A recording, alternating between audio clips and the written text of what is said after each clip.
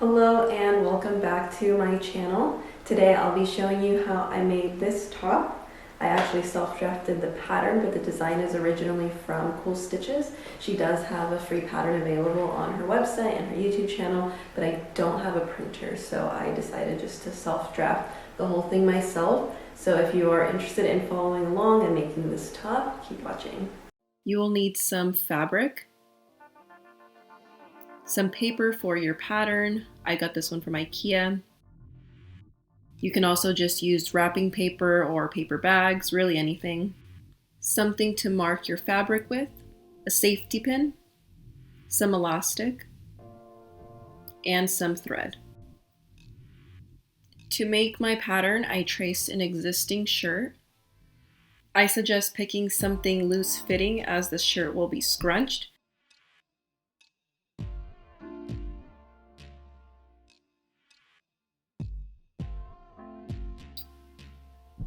To get that V shape, I just put on the shirt that I was tracing and with some washi tape just marked down to where I wanted it to fit, and then I traced that back onto my paper pattern.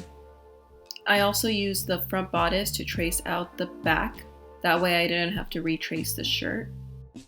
I copied the dart that was already on my shirt, but in hindsight I should have made the dart myself because it wasn't quite on the fullest part of my bust. Make sure to label your pattern pieces. Here I labeled that this is the front, and then I needed to cut 2 pieces. I also marked that this is without seam allowance because I add it once it's on the fabric itself.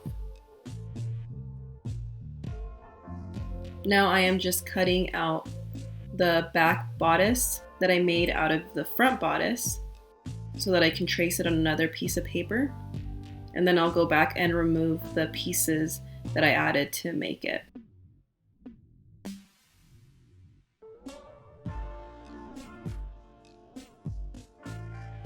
So now I have the back bodice, and I just want to fold this bottom part up because that will only be necessary for the front bodice since there is a dart. Since the back bodice does not have a dart, I don't need to add that extra inch or 2 of fabric.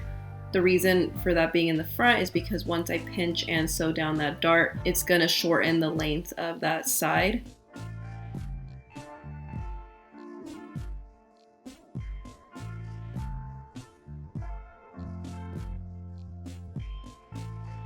So there is the front bodice and the back bodice.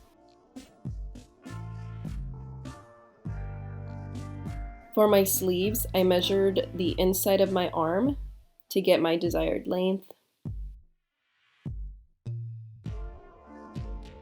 Then on some patterned paper, I traced out the armhole, and here is where I added the measurement I took from my inner arm.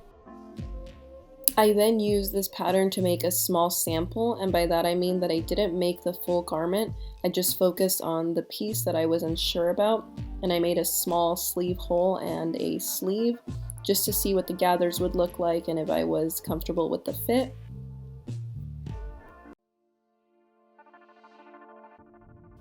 I always recommend making a sample, but that doesn't always mean you have to make the full garment ahead of time.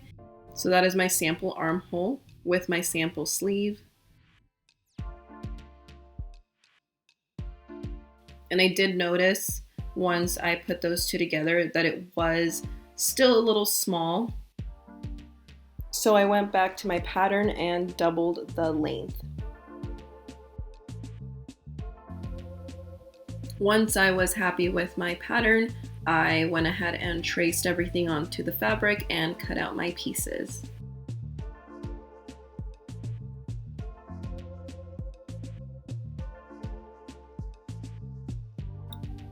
I should have sewn the darts together before I sewed the shoulder seam, but it's not a huge problem.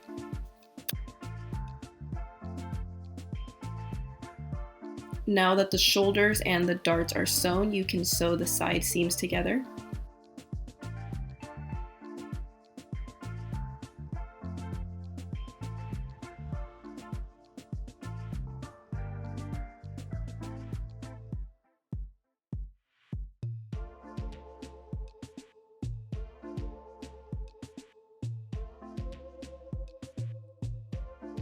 Don't forget to overlock your seams and press them open.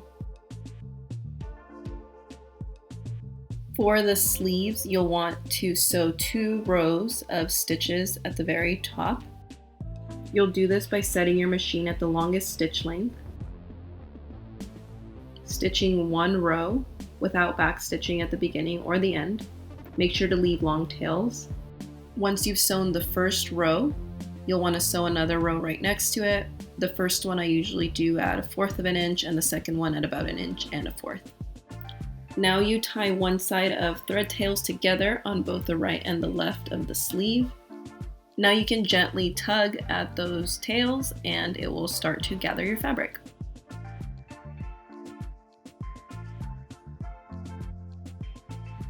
I have both sleeves gathered and I'm ready to sew them onto my sleeve hole.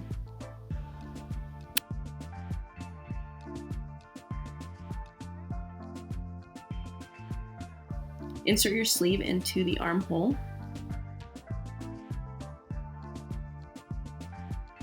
I start by matching the sleeve seam to the side seam, and I loosen my gathers until they fit the sleeve hole.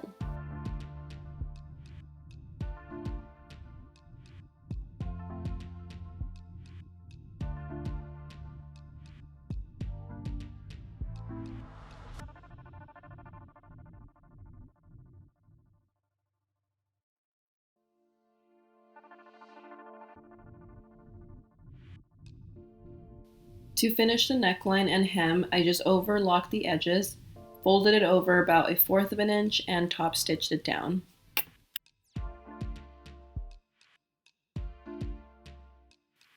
For the ties, I just cut out 1-inch strips that I then folded down to 1/4 of an inch. It's much easier to sew the strips if you press them as you go.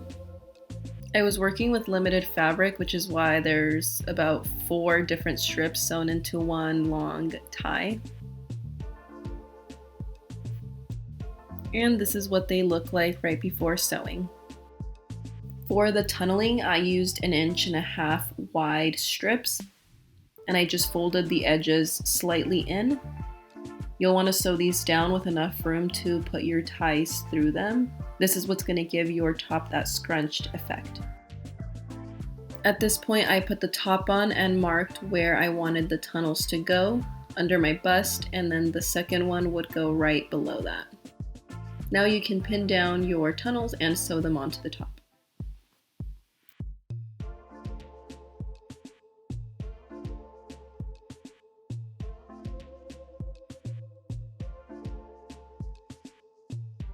You'll want to sew your tunnels as close to the edge as possible, that way your ties can go in and through them very easily. And this is what the first tunnel will look like. This is what the top looks like with the tunnels. To get the ties into the tunnel, you want to get your safety pin. Pin the tip of the tie, and that's going to help you feed it through the tunnels.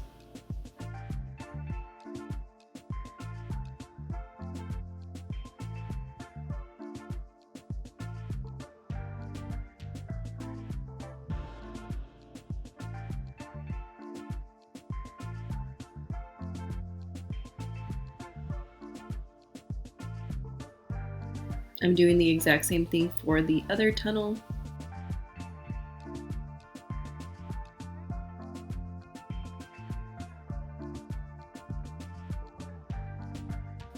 Now that my ties are in, I will trim the excess fabric and sew the edge of the tunnel down.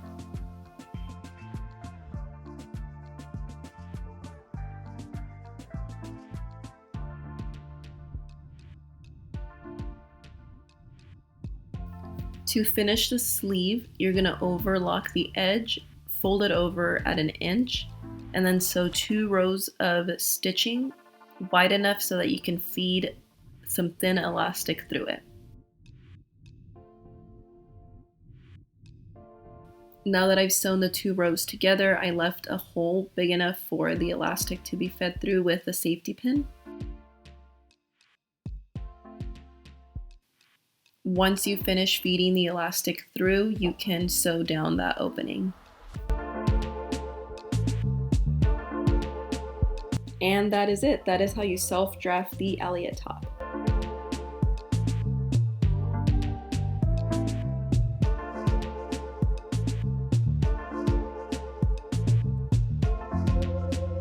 Thank you so much for watching. I had a lot of fun making this top, and I hope it pushes you to create something that you may not have a pattern for. Don't forget to subscribe and like my video, and I will see you next time. Bye.